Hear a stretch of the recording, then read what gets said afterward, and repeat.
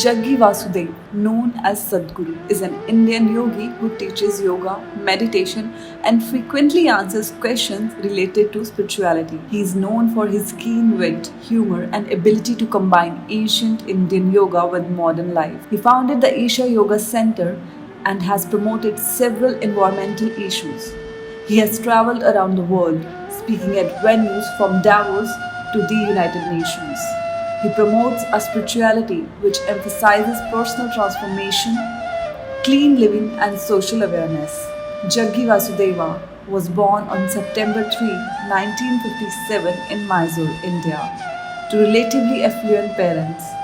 His father was a doctor who traveled around the country. As a child, Jaggi was high-spirited with a streak of rebelliousness. He was easily bored with school, and rather than spending time in school, he would often wander off on his own to the countryside and become absorbed in nature. He owned a bicycle and would frequently cycle on long tours. He loved sports and outdoor pursuits and was interested in maintaining the best physical health. From the age of 13, he took up Hatha Yoga after meeting a 70-year-old yogi who displayed great physical deftness. His fearlessness and physical strength led to a lucrative job as a snake catcher. He would not use a stick but just catch snakes with his bare hands. After school, he enrolled in a self-study course of English literature at Mysore University, and despite his usual erratic attendance, he managed to graduate, finishing second in English literature. After graduating, rather pursuing more studies, to the disappointment of his family, he set up on his own poultry farm. Starting from scratch, he worked all day to create a financially successful business.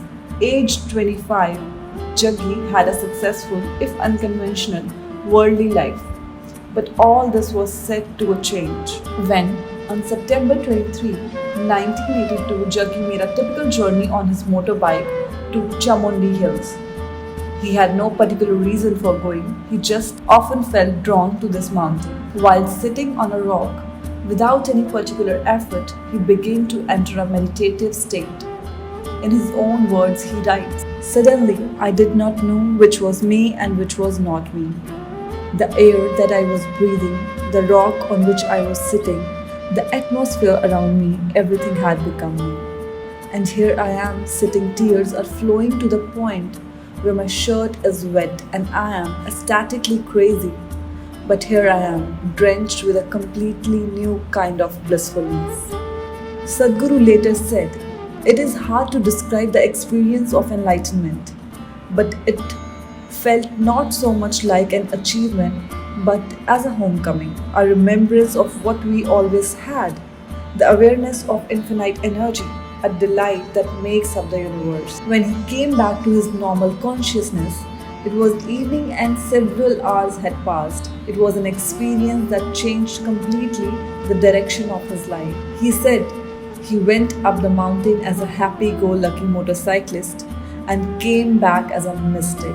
People began interacting differently with him, seeing him in some inner vision. People spontaneously asked him for advice or to divinize the future. Even his physical appearance changed, with his voice becoming deeper and eyes wider and brighter. After a year, he decided to teach yoga, and from small beginnings, more were drawn to his yoga practices, and this became the formation of his yoga organization. In 1984, he met Viji at a yoga program. They both felt a deep kinship, and despite objection from his parents about caste suitability, they decided to marry.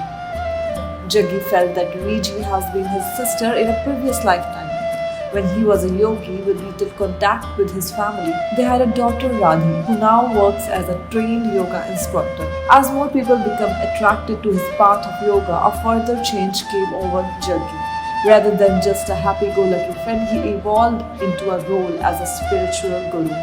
In 1992, he formally established the Isha Foundation in the Vilangri Mountains of state Tamil Nadu, South India. Through his Isha Foundation, he teaches yoga or the inner engineering. In 1997, after a series of intense spiritual practices, his wife Viji entered Mahasamadhi.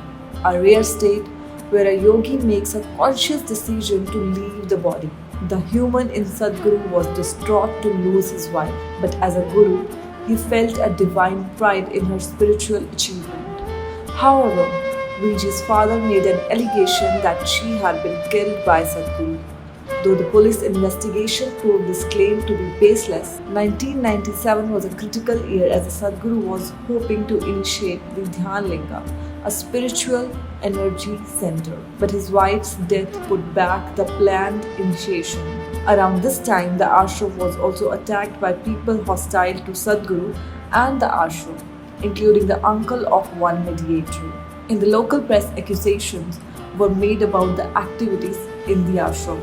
However, Sadhguru and the ashram weathered the storm by offering more yoga classes and meeting the skeptical local population. After many years in Tamil Nadu, Isha has become a valued part of the community. Sadhguru has stated that he does not teach a superficial spirituality which tries just to make people feel better. He seeks a real spiritual transformation. When a real spiritual teacher seeks this kind of transformation, it invariably causes some kind of reaction from those who feel threatened or jealous by this different approach to life. The Dhyan Linga was finally consecrated on June 23, 1999.